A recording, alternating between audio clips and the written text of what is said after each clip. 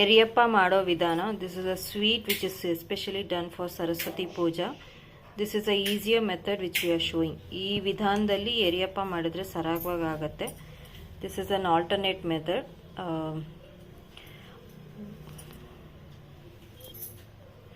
2 ಲೋಟ ಅಕ್ಕಿ ಹಿಟ್ಟನ್ನ ಸ್ವಲ್ಪ ತುಪ್ಪ ಹಾಕಿ ಕಡಿಮೆ ಫ್ಲೇಮ್ ನಲ್ಲಿ ನಿಧಾನಕ್ಕೆ ಹುರ್ಕೋಬೇಕು.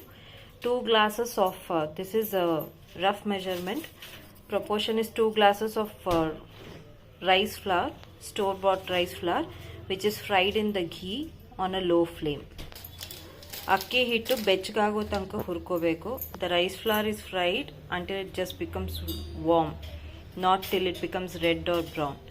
Then till it gets covered, it is soaked for half an hour in water.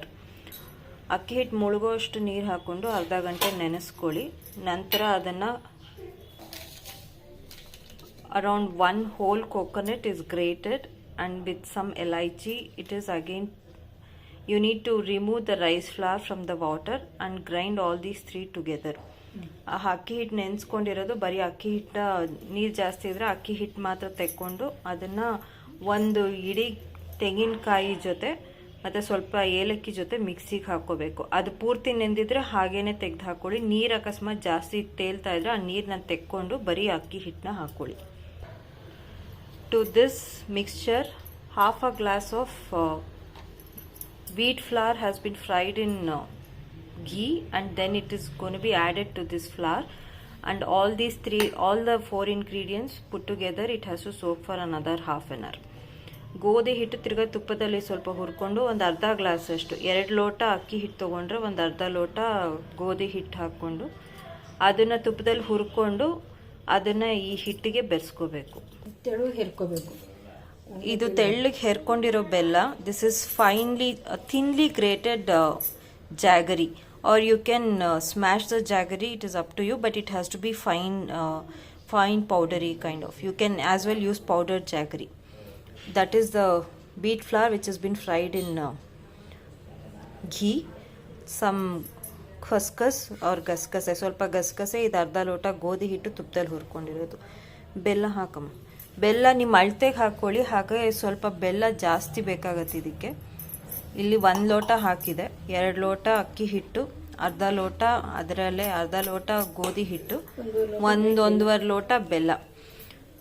Measurement and 1 ಇಡೀ ತೆಂಗಿನ ತುರಿ, ಕಾಯಿನ ತುರಿ ಹಾಕು. put the jaggery according to your sweet tolerance. Sweet ನಿಮ್ಮ ಹದ ನೋಡಿಕೊಂಡು ಸಿಹಿ ಹಾಕೊಳ್ಳಿ.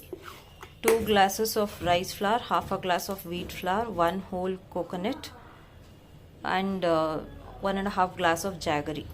This is the measurement which we have used. She's adding the fried wheat flour, and let the batter be thicker. In case if you need, only then add water. ಹಾಕಮ್ಮ, ನೀವು ಹಾಕ್ತೀರಿ. ಹಿಟ್ಟು ನೋಡಿಕೊಂಡು ಗಟ್ಟಿಗೆ ಕಲಿಸ್ಕೊಳ್ಳಿ. ಬೇಕಿದ್ದಲ್ಲಿ ನಂತರ ನೀರು ಹಾಕೋಬೋದು. ಹಾಗೆ ಬೆಲ್ಲ ಹಾಕಿದ ನಂತರ ಸ್ವಲ್ಪ ನೀರು ಬಿಟ್ಕೊಡುತ್ತೆ. ಹಾಗೇನೆ ತೆಳು ಕೂಡ ಆಗುತ್ತೆ. ಬೆಳಗ್ಗೆ ಮಾಡಿದ್ರೆ ಗಸಗಸೆ ಬೆರೆಸಿದೆ, ಹಾಗೆ ಗೋಧಿ ಹಿಟ್ಟು ಬೆರೆಸ್ಕೊಂಡಿದೆ.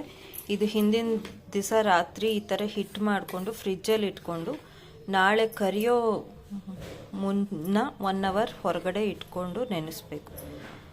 This can be made on the previous night. Keep this in refrigerator.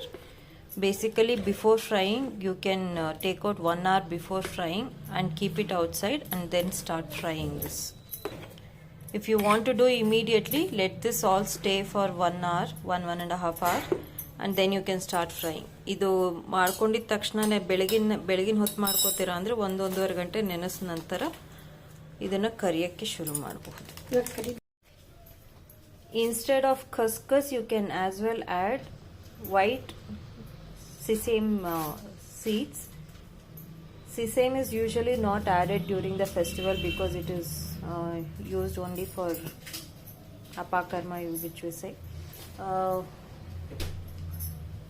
ಬಿಳಿ ಎಳ್ಳು ಕೂಡ ಹಾಕೋಬಹುದು.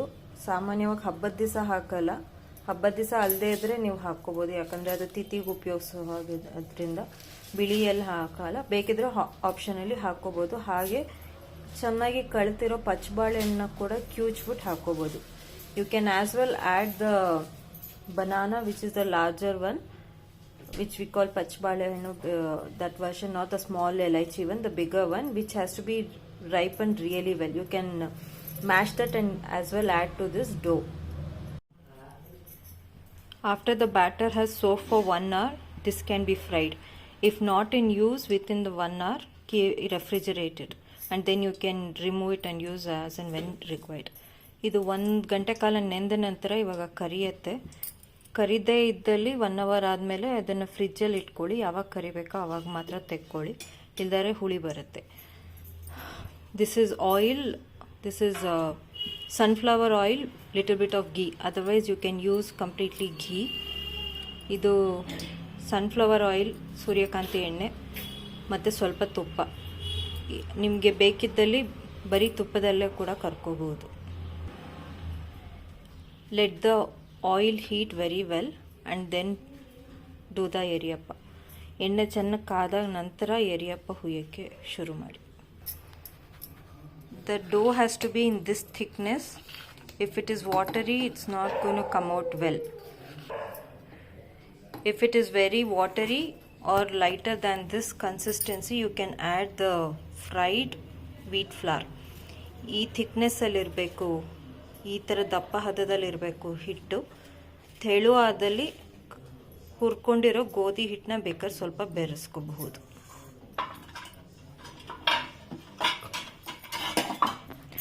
This is around the consistency of the idli batter. Idli ಹಿಟ್ಟಿನ ಹದದಲ್ಲಿದೆ.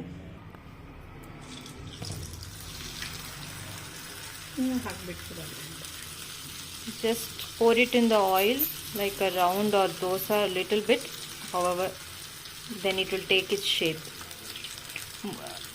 Let the oil float over it. You need to have quite a bit of oil before pouring this. ಗುಂಡಿಗೆ ಅದನ್ನು ಹುಯ್ಕೊಳ್ಳಿ. ಅದು ಎಣ್ಣೆಯಲ್ಲಿ ಎಣ್ಣೆ ಪೂರ್ತಿ ಮುಳುಗೋ ಅಷ್ಟಿರಬೇಕು. ಕೆಂಪಾದ ನಂತರ ತಿರುಗಿಸ್ಕೊಳ್ಳಿ. ಫ್ಲೇಮ್ ಲೋನಲ್ಲಿ ಇಟ್ಕೊಳ್ಳಿ, ಇಲ್ಲಾಂದರೆ ಒಳಗಡೆ ಬೇಯೋದಿಲ್ಲ. Keep the flame low, otherwise it will not cook inside. After one side it is cooked, then just turn over. This can as well be prepared like dosa on the tawa. It's optional. The taste and the texture will be different. ಇದು ದೋಸೆ ರೀತಿ ಕೂಡ ತವಾ ಮೇಲೆ ಹುಯ್ಕೋಬಹುದು. ಸ್ವಲ್ಪ ಬೆಲ್ಲ ಇರೋದ್ರಿಂದ ಎಬ್ಬತ್ತು ಕಷ್ಟ ಆಗುತ್ತೆ. ಹಾಗೆ ಅದು ರುಚಿ ಮತ್ತು ಅದು ನೋಡೋಕ್ಕೆ ಹದನೂ ಬೇರೆ ಥರ ಇರುತ್ತೆ. In case you are not getting the consistency, after getting out of the fridge, keep it out for a little while and then start pouring. ಹದ ಬರದೇ ಇದ್ದಲ್ಲಿ ಹಿಟ್ಟು ಫ್ರಿಜ್ಜಿಂದ ಹೊರಗಡೆ ಸ್ವಲ್ಪ ಹೊತ್ತು ಇಟ್ಕೊಂಡು ನಂತರ ಹುಯ್ಯಕ್ಕೆ ಶುರು ಮಾಡಿ. And this is how it looks. This is the Eriyappa which is done for the Saraswati Puja during the Navaratri. Eriyappa. While removing, take like this to jalri and press it so that the oil will come out. ತೆಗಿವಾಗ ಈ ರೀತಿ 2 ಜಾಲರಿ ಮಧ್ಯೆ ಹಿಡ್ಕೊಂಡು ಸ್ವಲ್ಪ press ಮಾಡಿ ಎಷ್ಟಾಗುತ್ತೋ ಅಷ್ಟು ಎಣ್ಣೆ ಹೊರಗಡೆ ಬರುತ್ತೆ. ನವರಾತ್ರಿ ಸರಸ್ವತಿ ಹಬ್ಬಕ್ಕೆ ಮಾಡುವಂಥ ಸಿಹಿ ಪದಾರ್ಥ.